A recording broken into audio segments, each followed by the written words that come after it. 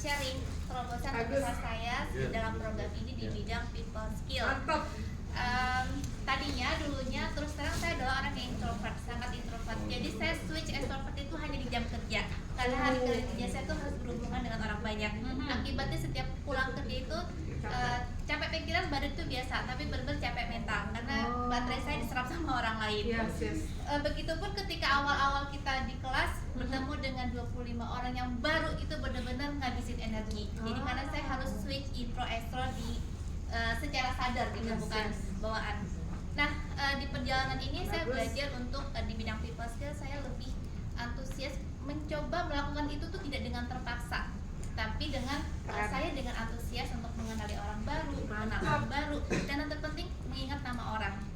Even dengan stranger, dan salah satu buktinya ketika saya pergi traveling randomly, guide saya itu tidak memperkenalkan nama. Dalam perjalanan saya tanya, "Mas, namanya siapa?" Dan dia kaget, kayak ini sesuatu yang orang nggak pernah nanyain nama dia gitu. Dan sepanjang perjalanan saya ajak ngobrol, saya sebut nama dia berkali-kali, hingga pun sampai hari ini saya masih ingat namanya Pak Saiful, dia bisa apa, dan kita tukar nomor gitu. Dalam hal lain, saya juga dalam hal gain cooperation dari willing cooperation dari orang lain. Saya mungkin sempat cerita dengan Mbak Maria, saya ada kesulitan mendapatkan willing kerjasama dengan departemen lain, jadi semacam reluctant ketika saya mencoba, saya ini membantu tim kamu loh, tapi saya merasa agak ditolak ya, kayak ada barrier.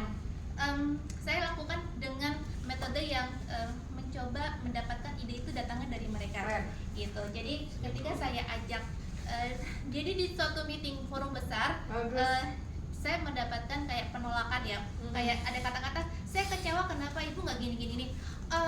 Di saat itu saya tidak serta-merta kayak defensif. Biasanya saya akan defensif, tapi saya bilang sebaiknya kita nanti ngobrol di meeting yang lain ya. Dan besoknya saya ketemu dia, kemudian di hari itu dia bener-bener datang ke ruangan saya itu kayak mau ngajak berantem, beneran.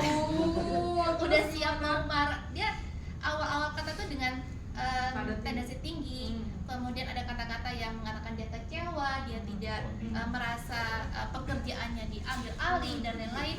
Ketika saya mendengarkan dengan antusias, kemudian saya tetap tersenyum, saya stay dengan aura yang positif, dan kemudian saya tanya, jadi sebaiknya menurut kamu kita gimana ya biar enaknya kerja bareng?